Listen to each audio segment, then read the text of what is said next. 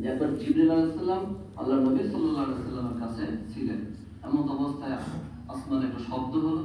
জিবরিল আলাইহিস সালাম উপরে তাকালেন এবং বললেন যে আসমানে এমন একটা দরজা আছে যে দরজা ইতিপূর্বে কখনো খোলা হয়নি, আজকেই খোলা হলো। এবং একজন ফেরেশতা তখন এই আসলেন, এসে বললেন আপনাকে এমন দুইটা উপহার, এমন দুইটা নূর দেওয়া হবে যা অন্য কোন নবীকে দেওয়া হয়নি। সে নূর দুইটা কি? এই সূরাতুল ফাতিহা এবং সূরা বাকারার শেষ দুই আয়াত। সুবহানাল্লাহ, সুবহানাল্লাহ। অনেক বড় ফজিলতের বিষয়। তো সূরা ফাতিহা নিয়ে একটু কথা বলবো না, শেষ করে দেব, দেরি হয়ে যাবে। সূরাতুল ফাতিহার মধ্যে আমরা কি ঘোষণা দিচ্ছি? আলহামদুলিল্লাহি রাব্বিল আলামিন, যে সমস্ত প্রশংসা কার জন্য? আল্লাহর জন্য। এখানে যে আলহামদু, প্রথমে আলিফ লাম আছে, যারা আলেম আছেন তারা জানেন এই আলিফ লাম আছে গ্রামারে 7 প্রকার। কয় প্রকার? এটাকে বলে আলিফ লামে ইস্তিগরাকি, অর্থাৎ সমুদয় বোঝায়, সবকিছু বোঝায়, খাস করে বোঝায় যে সকল প্রশংসা শুধুমাত্র আল্লাহর জন্যই খাস, সকল প্রশংসা শুধুমাত্র আল্লাহর জন্য। এটা বোঝানোর জন্য এই আলিফ লাম এসেছে। রব্বিল আলামিন, যিনি সমগ্র জাহানের জন্য প্রতিপালক, সমগ্র জাহানের প্রতিপালক। এই কথা যখন বলা হয় আল্লাহর পক্ষ থেকে বলে আমার বান্দা আমার প্রশংসা করবে। সুবহানাল্লাহ।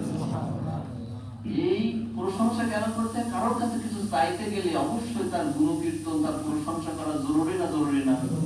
আল্লাহ চান তার প্রশংসা করা হোক। আল্লাহর এই চাওয়াটা কি অযৌক্তিক না যৌক্তিক?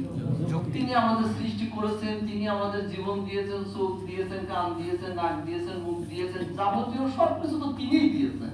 সুতরাং তিনি প্রশংসা একটু চাইতেই পারেন, আশা করতেই পারেন। আল্লাহ সে আশা করেছেন আমার বান্দা শুধু আমার প্রশংসা করুক।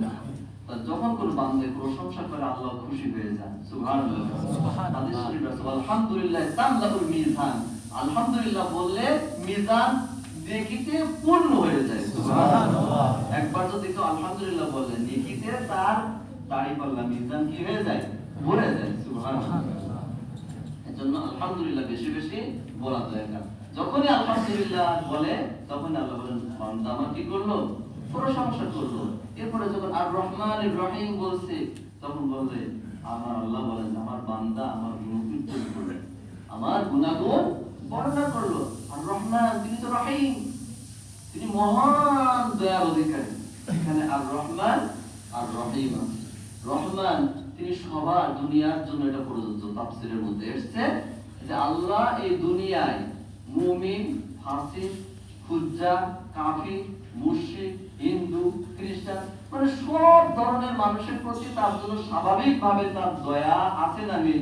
আছে। সবার জন্য রিজিক আছে না নেই? আছে। সবার পদ মর্যাদা অন্য ধর্মাবলম্বীদের আছে না নেই? আছে। অর্থাৎ আল্লাহ রহমান এই দুনিয়ায় আমভাবে সবার প্রতি তিনি দয়া করবেন সেই ঘোষণা দিয়েছেন। এবং সেই রহমত, সেই দয়া, সেই আল্লাহর পক্ষ থেকে অনুগ্রহ, অনুকম্পা সবাই আমরা পেয়ে যাচ্ছি। পাপীও পাই, নেককারও পাই, বদকারও পাই, অমুসলিমও পাই, আল্লাহর শত্রুও পাই, সবাই পাই। রহিম তিনি যে দয়ালু, এই দয়া খাস পরকালের জন্য। সেখানে আর আমভাবে দয়া করা হবে না, আমভাবে দুনিয়ায় দয়া করা হবে, অনুগ্রহ হবে।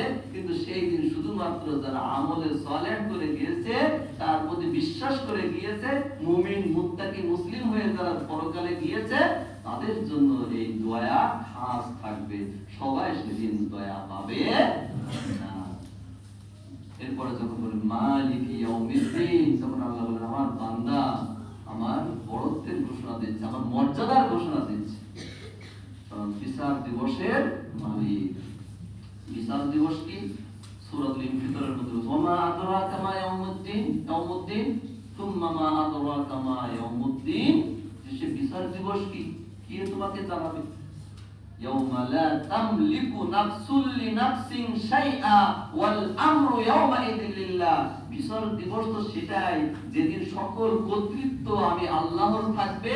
সেই দিন কেউ কারোর কোনো উপকার করতে পারবে না, কেউ কারোর জন্য কোনো কিছুই করার ক্ষমতা থাকবে না। সেই দিন একচ্ছত্র ক্ষমতার অধিকারী থাকবো আমি আল্লাহ। সেই দিন হলো বিচার দিবস। সেই দিনের মালিক আমি। সেই দিন আর কারোর কিছু বলার কিছু করার কোনো ক্ষমতা থাকবে না।